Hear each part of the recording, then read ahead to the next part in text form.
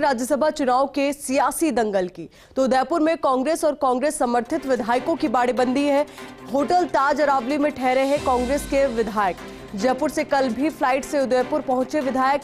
कांग्रेस प्रत्याशी प्रमोद तिवारी के साथ पहुंचे विधायक। पूर्व डिप्टी सीएम सचिन पायलट भी उदयपुर पहुंचे। 10 जून को राज्यसभा की 4 सीटों के लिए वोटिंग होगी और ऐसे में कई दिलचस्प बयान भी सामने आ रहे हैं। तो वही बयानबाजी का दौर भी बहुत ज्यादा तेज हो चला है और कई चेहरे बाड़ेबंदी में पहुंच रहे हैं और कईयों के पहुंचने का सिलसिला लगातार जारी है। तो ऐसे में अब देखना यही महत्वपूर्ण रहेगा, जो मैजिक नंबर है वो चाहे बाड़ेबंदी में पहुंचे या ना पहुंचे, क्या वो मैजिक नंबर वोट्स में कन्वर्ट हो पाएगा, यही सबसे बड़ा सवाल है। और वहीं दूसरी ओर बयानबाजी का दौर बहुत ज्यादा तेज हो चला है। कई जो विधायक नाराज लग रहे थे वो बाड़ेबंदी में शामिल नजर आए, तो वहीं कई विधायकों के बयान इस तरीके से भी सामने आए हैं जो ये बता रहे हैं कि उनकी नाराजगी किस कदर जारी है, टीस उनके मन में कहीं ना कहीं है और यही वजह कि अब रूठे हुओं को बनाने का दौर शुरू हो चुका है। एक एक करके सभी पहुंचने भी लगे हैं बाड़ेबंदी में। मुख्यमंत्री अशोक गहलोत भी आज उदयपुर जा सकते हैं। तो राज्यसभा चुनाव के सियासी दंगल से जुड़ी ये बड़ी खबर और अहम खबर, उदयपुर में कांग्रेस समर्थित विधायकों की बाड़ेबंदी की गई है। होटल ताज अरावली में ठहरे हैं कांग्रेस के विधायक। जयपुर से कल भी फ्लाइट से उदयपुर पहुंचे विधायक। कांग्रेस प्रत्याशी प्रमोद तिवारी के साथ पहुंचे विधायक। पूर्व डिप्टी सीएम सचिन पायलट भी उदयपुर पहुंचे हैं। 10 जून को राज्यसभा की 4 सीटों के लिए वोटिंग होगी। तो 10 जून को राज्यसभा की 4 सीटों के लिए वोटिंग होगी। तो अब आपको संख्या बल के हिसाब से समझा देते हैं कि किस तरीके से पूरा आंकड़ा रहने वाला है। राज्यसभा की 4 सीटों के लिए राजस्थान में चुनाव है और हर एक सीट पर विजय प्राप्त करने के लिए कैंडिडेट को 41 वोट्स की जरूरत होगी। ऐसे में 41 विधायकों का समर्थन, क्या कह सकते हैं कि 41 विधायकों का वोट कैंडिडेट को चाहिए होगा जीत के लिए। और अभी इस वक्त मैदान में 5 प्रत्याशी हैं और उन 5 प्रत्याशियों में बेहद कड़ा मुकाबला है, क्योंकि 3 प्रत्याशी कांग्रेस पार्टी के हैं, 1 भाजपा के हैं, तो वहीं 1 प्रत्याशी निर्दलीय है जिनको भाजपा का समर्थन प्राप्त है। इन सभी के लिए मैजिक नंबर 41 है, ये टारगेट हासिल करना है। तो वहीं 2 प्रत्याशियों की जीत कांग्रेस पार्टी से सुनिश्चित है, 1 जीत बीजेपी की निश्चित है और अब बड़ी चुनौती कांग्रेस पार्टी के कैंडिडेट और भाजपा समर्थित निर्दलीय कैंडिडेट के लिए है कि किस तरीके से वो मैजिक नंबर को छू पाते हैं। और साथ ही मैजिक नंबर हासिल करने के साथ साथ सबसे बड़ा सवाल अब ये देखने को है कि जो निर्दलीय विधायक जब सरकार मुश्किल घड़ी में थी उस दौरान सरकार के साथ नजर आए, गहलोत सरकार के साथ नजर आए, अब जब राज्यसभा चुनाव है तो क्या वो इस वक्त भी साथ नजर आएंगे, कांग्रेस पार्टी को समर्थन वो देंगे, क्योंकि ये ऐसा वक्त है जब वो अपनी कई मांगे भी पूरी करवा सकते हैं। तो ऐसे में कुछ तल्ख तेवर भी दिखा रहे हैं ताकि जो उनकी मांगे हैं, मन में कहीं ना कहीं टीस है, वो अब सामने खुलकर बयां कर सके। और ऐसे में उनको उम्मीद भी है कि अगर इस वक्त वो अपनी मांग रखेंगे तो उनकी मांग निश्चित तौर पर शायद पूरी हो जाएगी। और यही वजह कि कई विधायक जो अभी बाड़ेबंदी में नहीं पहुंचे हैं उनकी ओर से अलग अलग बयान भी सामने आ रहे हैं।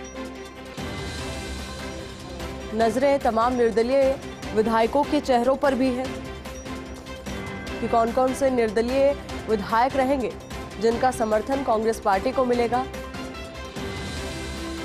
क्योंकि मुश्किल घड़ी में भी ये सभी बाड़ेबंदी में नजर आए थे। हालांकि एक बड़ा और दिलचस्प किस्सा ये भी सामने आया कि कई जो विधायक हैं उनकी ओर से ये भी कहा गया कि हमारा समर्थन कांग्रेस पार्टी के साथ है, गहलोत सरकार के साथ है। जब हम उस दौर में सरकार के साथ थे तो आज भी सरकार के साथ है, बस हम बाड़ेबंदी में नहीं जाना चाहते। तो तमाम तरीके के बयान सामने आ रहे हैं, तमाम कयासों का दौर भी जारी है। अब इसी को लेकर ज्यादा जानकारी के साथ हमारे सहयोगी शिवेंद्र सिंह परमार हमारे साथ जुड़ चुके हैं। शिवेंद्र, देखिए अभी तक की जो तस्वीरें सामने आई है उसमें कई ऐसे चेहरे भी सामने आए हैं जो नाराज थे पर वो बाड़ेबंदी में पहुंच गए हैं, तो वही कई ऐसे भी हैं जिनसे उम्मीद थी कि वो पहुंच जाएंगे पर वो नहीं पहुंचे। तो ऐसे में अभी बाड़ेबंदी में विधायकों का आंकड़ा कितना है, कितने विधायक पहुंच चुके हैं बाड़ेबंदी में? देखिए, बाड़ेबंदी में विधायकों की जो संख्या है उसकी वो बढ़ी है। कल जो एक सीनियर विधायक अंदर हैं, उनसे मेरी बात हुई थी देर रात को, तो उन्होंने ये दावा किया है कि 90 के आसपास विधायक होटल में हैं।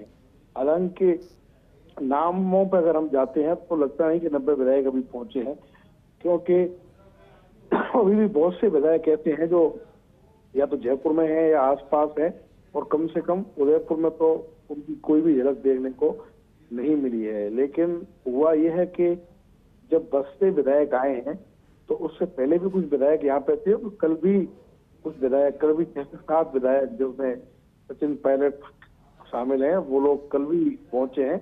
और आज भी ऐसी संभावना है कि 2 से 3 विधायक आज भी अपने निजी वाहनों से उदयपुर पहुंच सकते हैं। लेकिन आज का दिन महत्वपूर्ण है क्योंकि मुख्यमंत्री के आने का आज कार्यक्रम है। मुख्यमंत्री आज आएंगे। सचिन पायलट कल आकर विधायकों से मिलकर जा चुके हैं।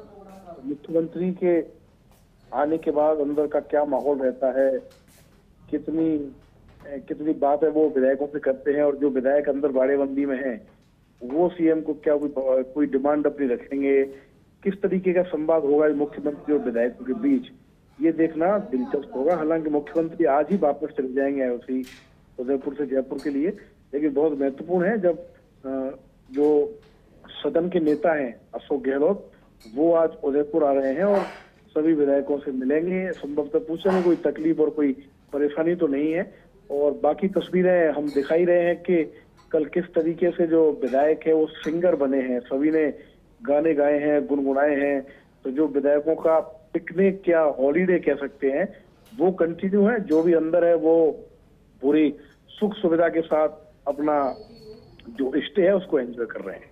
बिल्कुल शिवेंद्र, कल भी हमने वो तस्वीरें देखी थी किस तरीके से सांस्कृतिक कार्यक्रम भी रखे गए थे, सुर से सुर मिलाए गए थे। अब यही कोशिश और कवायद भी तो है कि सुर से सुर मिले और एक साथ वोट में नजर आए। वही कोशिश है, इसीलिए बाड़ेबंदी की है। और जो विधायक नहीं आए हैं उनको भी लाने की कोशिश है। जो बसपा से शामिल हुए थे विधायक कांग्रेस में, उनमें से 5 एमएलए अभी तक नहीं आए हैं। राजेंद्र गुड़ा है, बाजेवली है, लाखन मीणा है, संदीप यादव है, ये लोग अभी नहीं आए हैं।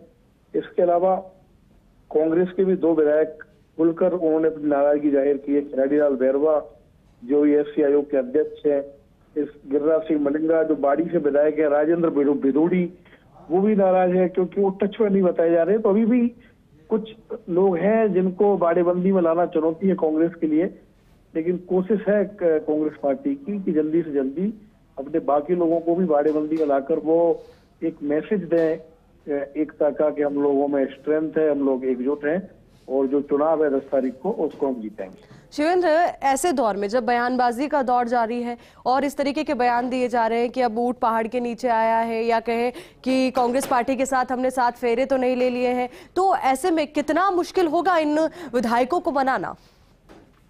देखिए, मुश्किल तो है। मुश्किल इसलिए भी है, ऐसी जैसा मैं लगातार कह रहा हूँ 2 दिन से, कि विधायकों को पता है कि ये आखिरी मौका है, आखिरी बार ही वो सरकार पर इस तरीके का दबाव बना सकते हैं।